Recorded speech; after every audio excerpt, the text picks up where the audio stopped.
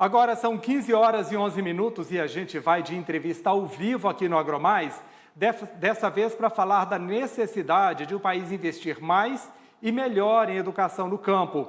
Nos próximos dias, milhões de estudantes devem estar de volta às salas de aula, inclusive nas escolas rurais, onde as aulas presenciais serão retomadas. E quem está aqui para falar conosco ao vivo por Skype é a Ana Beatriz Prudente. Ela é educadora de agrossustentabilidade. Ana Beatriz, seja muito bem-vinda novamente. É sempre um prazer falar com você aqui, viu? O prazer é todo meu, Zé. Que bom estar aqui com vocês do AgroMais. Então, vamos falar de educação, porque o Brasil oferece, eu quero te perguntar, na verdade, o Brasil oferece educação de qualidade ao estudante da zona rural? Veja bem, assinante do AgroMais, Marcelo, nós temos no Brasil 73 mil instituições de ensino na área rural, sendo 1.800 e poucas para comunidades quilombolas, 2.800 e poucas para a população indígena. Os números até que não são dos piores. Poderíamos ter mais instituições de ensino na área rural. Mas a questão não é nem a quantidade, mas o acesso ao espaço da escola nas áreas rurais.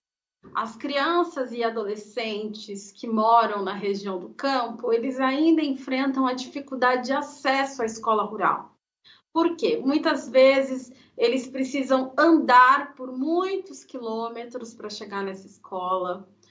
Alguns precisam até pegar uma balsa para chegar na escola. Muitas escolas ainda com uma estrutura muito frágil. Então, chove, entra água dentro da escola, por exemplo. Então, nós temos um problema hoje, sim, na educação rural, que a gente pode entrar na questão de conteúdo, na questão da qualidade, mas há um problema anterior que precisa ser vencido com urgência, que é a questão da infraestrutura. Agora, imagina essa escola que já tem essa estrutura toda fragilizada, agora recebendo os alunos num momento de Covid. Eu ouço muito a frase que a escola deve ser a primeira a abrir e a última a fechar. E eu concordo, eu faço parte desse coro. Mas temos que preparar essa escola para receber os alunos na pandemia. Então, o que precisamos para que a escola esteja adequada nos padrões de segurança biológica, para que não haja contaminação de professores e alunos. E, sem dúvida alguma, a vacinação dos professores e demais profissionais da educação deve ser uma prioridade também nesse momento. Ana Beatriz, quando eu estava te perguntando da qualidade de investir na educação no campo, né, eu fico lembrando da minha história, que vivi quase tudo isso, só não andei de balsa porque é interior de Minas, né? Mas escola rural, educação rural, sobrinhos meus ainda sendo educados dessa maneira, filhos de amigos sendo educados dessa maneira. E aí um dos problemas que a gente vivencia na zona rural, além da dificuldade de acesso à escola, é esse estudante já chegar à escola cansado, né? Porque já trabalhou no campo na parte da manhã, e quando essa escola ela é no período matutino, esses estudantes tendem a acordar muito cedo para andar alguns quilômetros e depois pegar uma condução. E muitas vezes, quando chegam lá, a escola não tem uma biblioteca adequada e sequer sabem o que é um laboratório de química e física, por exemplo, né? Qual que é a necessidade e a importância do país investir em educação rural, inclusive adaptando a grade curricular às necessidades desse aluno, caso ele queira continuar trabalhando no campo, e também ser uma educação plural para o caso de ele querer sair do campo e ir para a cidade? O país já faz isso adequadamente ou ainda vamos esperar alguns anos para que isso aconteça? Bom, Zé, nós temos um problema grave no Brasil. Fizemos a escolha, e eu digo escolha porque em vários momentos da história desse país isso poderia ter sido corrigido. A escolha de não priorizar a educação. Felizmente, chegamos num momento da história que parece que as pessoas entenderam que a educação é a chave de todos os problemas. Ou seja, ela é a solução para todos os problemas, e eu concordo. Então, a gente tem que correr atrás do prejuízo, e esse processo vai demorar, mas precisa ter vontade política, precisa ter a sociedade civil organizada envolvida, as famílias precisam ser ouvidas, e principalmente os professores precisam ser ouvidos. Nós temos no Brasil a Base Nacional Curricular Comum, que vem aí como uma proposta do governo federal, e já é algo antigo, de governos anteriores.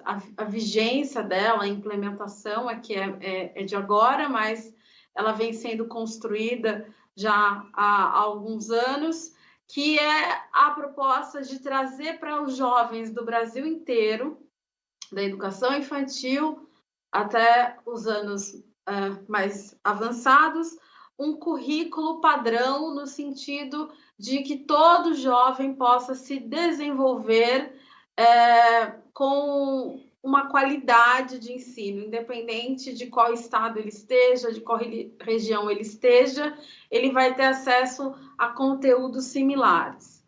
Isso gerou muitas discussões, muitos debates, justamente porque muitos educadores trazem aí a discussão. Isso não sufoca a necessidade de trabalhar temáticas específicas da localidade? Veja bem, a aplicação, a implementação da BNCC não impede que a escola traga para dentro do seu currículo, para a sua aula, temáticas da localidade. Concordo com muitos colegas da área da educação que, de fato, a BNCC não é perfeita, alguns conteúdos estão muito diluídos dentro da BNCC e ela poderia ser melhor.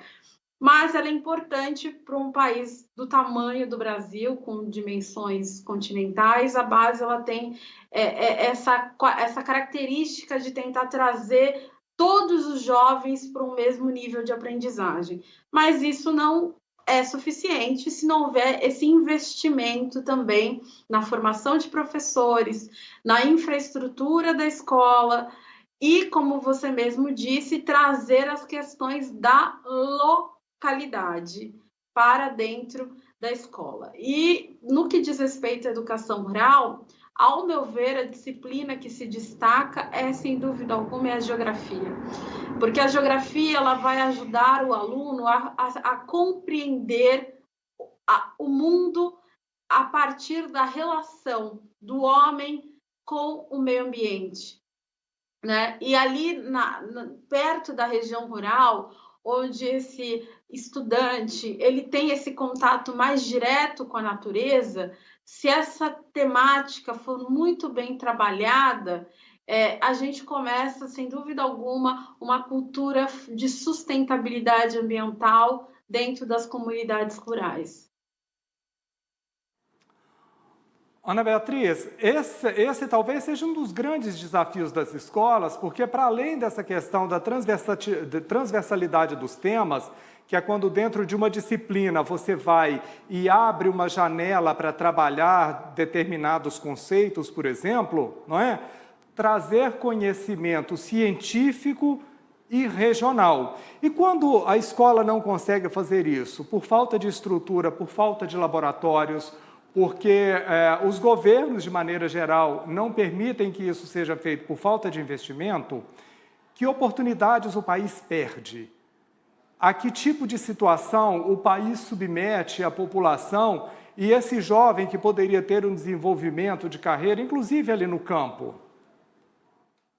O Brasil perde muitos talentos. Isso é, sem dúvida alguma, uma das características mais tristes do Brasil, é que ele não investe na sua maior riqueza, que é a sua juventude, os seus adolescentes, as suas crianças. A gente perde talentos.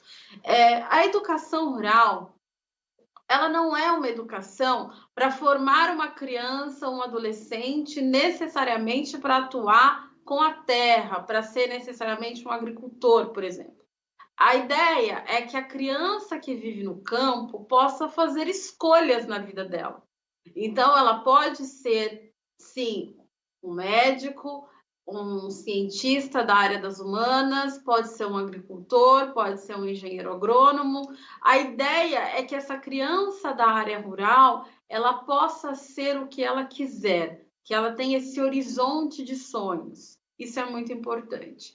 E hoje a gente sabe que essas crianças não costumam ter esse horizonte de sonhos, primeiro porque a autoestima delas não é bem trabalhada, né? Então, a relação da escola, muitas vezes, com a criança na área rural, não é uma relação que empodera essa criança no sentido de mostrar para ela o quanto ela é especial e o quanto ela pode realizar sonhos. Então, isso é um problema a ser vencido. A gente precisa trabalhar a autoestima das nossas crianças do campo para que elas entendam que a vida possibilita para elas uma série de caminhos que elas vão escolher o que elas serão. Que pode ser, sim, um agricultor familiar, como pai, porque é muito digno e é importantíssimo para a economia desse país, mas ela pode ser o que ela bem quiser, não é? Agora, sem dúvida alguma, é importante também pensar em usar o ambiente para a formação dessas crianças. Então, no que diz respeito a algumas temáticas ligadas à geografia, às ciências, as escolas rurais, elas até estão em vantagem em relação às escolas dos centros urbanos, porque é muito mais fácil você fazer uma excursão com um grupo de crianças da área rural para, por exemplo, trabalhar a temática das matas ciliares, a preservação das matas ciliares, porque é muito mais fácil você levar a criança até o rio, ela entender a importância daquela vegetação que acompanha o leito do rio, enfim, isso é de uma riqueza muito grande. Agora, laboratório de química e outras questões de infraestrutura para uma eficiência pedagógica, é evidente que essas escolas rurais hoje elas não têm. São raras as escolas no campo que possuem um bom laboratório de química, por exemplo. Então, há uma falha e a gente precisa discutir, porque sair da pandemia, sair, eu diria, das consequências econômicas que essa pandemia vai deixar, significa ampliar mercado de trabalho, dinamismo econômico, e para isso nós precisamos dos nossos jovens, né? Os jovens brasileiros eles vão ser muito importantes na retomada da economia do país. Então a gente não pode abandonar a formação dessas crianças e desses jovens, não podemos. Muito bem, Ana Beatriz Prudente, educadora de agrossustentabilidade. Obrigado mais uma vez por estar aqui, não é? Muito bom ter você aqui sempre e obrigado pelas reflexões que você traz sobre esse tema que é tão importante para o país, né? Obrigada, Zé. Um abraço a todos os assinantes do AgroMais. Aqui é onde a gente tem esse momento de reflexão sobre o mundo agro e a importância dele para nós e como colaborar para essa sociedade ser cada vez melhor. E é um prazer para mim fazer parte disso.